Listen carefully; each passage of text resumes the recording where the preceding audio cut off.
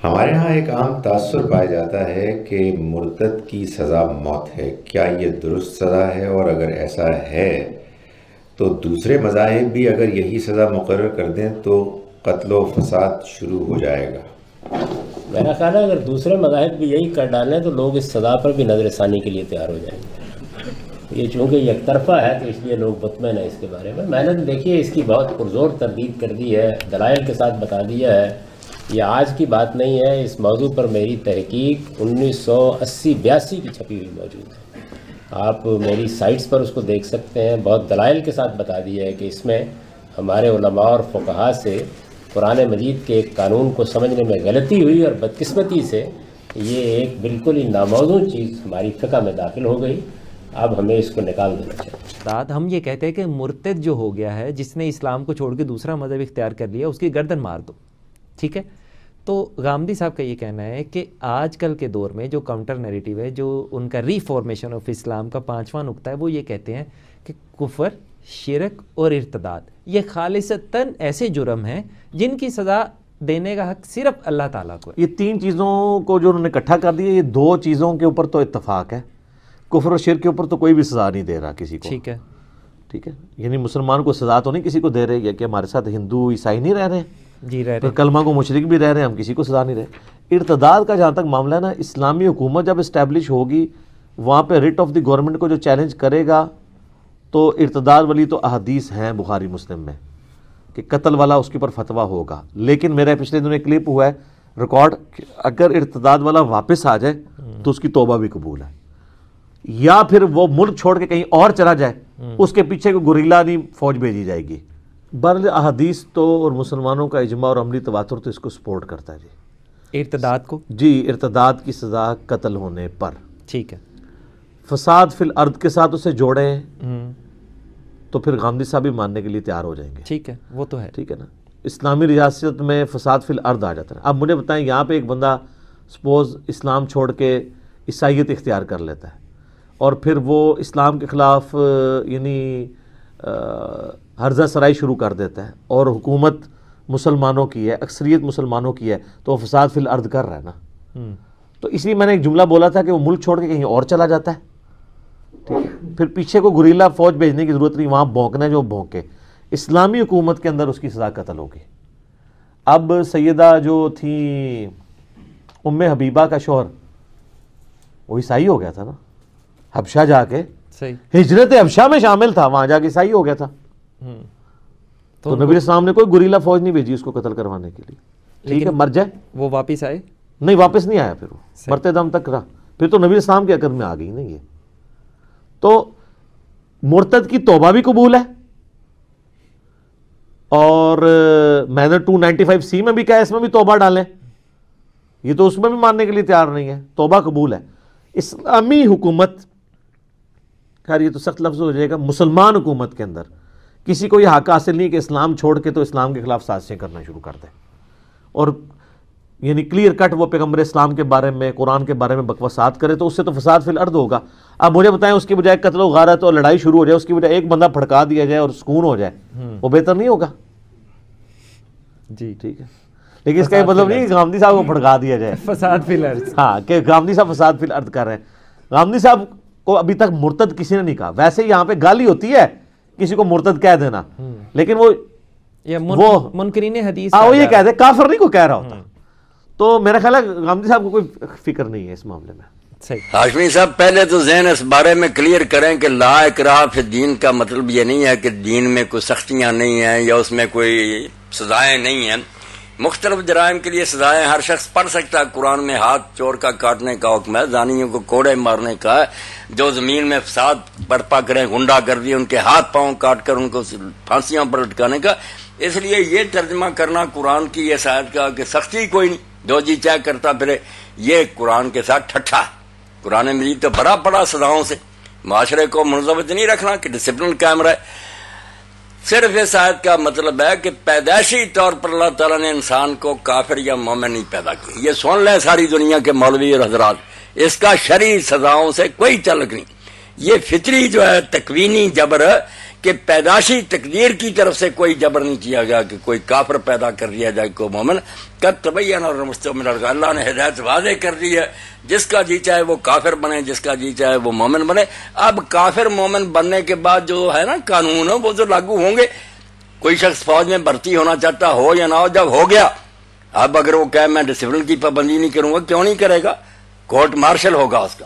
اسلام نہیں کوئی لانا چاہتا نہ لائے، کھیل نہیں ہے، مگر یہ کوئی ایسا مکان نہیں کہ ادھر سے داخل ہو نکل جاؤ، جو آئے گا سوچ کر آئے کہ کشتیاں جلا کر آنا، یا یہ چھٹی نہیں ملے گی کہ واپس چلا جائے.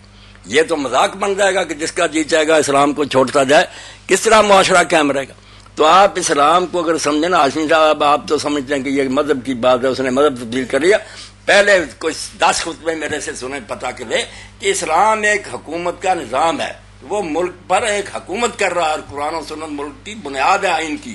اس لیے مرتد نہ کہا کریں، مذہب نہ اس سے بات نہیں، باغی کہیں کہ ملک میں رہتے اس نے اعلان کر دیا کہ میں اس دستور کو نہیں مانتا. دنیا کا کوئی آئین اگر دکھا دیں آپ، امریکہ برطانیہ کو کہے میں نہیں اس ملک کے آئین کو مان کو زندہ چھوڑتا نا، اسلام سے بھی کہے. وہ مسجد کی بات نہیں نہ ہوتی کہ کوئی آدمی عقیدہ بدل گیا، وہ تو ملک کا سارا نظام چل رہا ہے، قرآن و کانسٹیٹیوشن کی بنیاد ہے. جو کہہ دے میں نہیں اب اس کو حق سمجھتا، وہ اس ملک میں زندہ رہ ہی نہیں سکتا. اگر حکومتیں یہ اجازت دیں جس کا جی چاہے روز حکومت کا انکار کرتا رہے، چلے گی حکومت؟ عقل سے کام لینا چاہیے. اسلام ایسی ٹھٹھے بازی کو نہیں پسند کر سکتا. اگر وہ نہیں رہنا چاہتا اس ملک میں، دفع ہو جائے دوسرے ملک میں جا کر، بے شک کہہ دے میں اسلام کو نہیں مانتا. وہاں مذہب بھی ہوگا کہ اسلام ایک عقیدہ مانتا ہے. جس ملک میں حکومت چل رہی ہے اس کے بنیاد پر کون بیوقوف کہے گا کہ جس چیز پر معاشرہ قائم ہے لوگوں کو چھٹی دے دے جس دن چاہے، جس کا وہ انکار کرتا چلے؟ ایسا نہیں ہو سکتا، کوئی سوسائٹی ایسا نہیں کر سکتی. بات کو سمجھ لیں کہ حکومت کے طور پر اگر کسی ملک میں اسلام ہوگا، وہاں جو چھوڑے گا وہ باغی ہوگا. مرتد چھوڑیں، باغی. جو ایسا ملک ہے کہ جہاں اسلام کی حکومت نہیں، وہاں جائے مذہب بدلتا پھرے، کون اس کو قتل کرے؟ خدا کے لیے پہلے سمجھیں تو صحیح کہ اسلام کی پوزیشن کیا. یہ نظام حکومت ہے.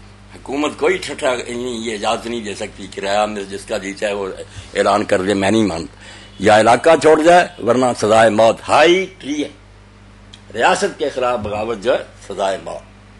وَإِذْ قَالَ مُوسَىٰ لِقَوْمِهِ، اور یاد کرو جب کہ کہا تھا موسیٰ نے اپنی قوم سے، یا قوم انکم ظلمتم انفسکم باتخاذکم العجل، اے میری قوم کے لوگو یقیناً تم نے اپنے اوپر بڑا ظلم کیا ہے بچڑے کو معبود بنا کر.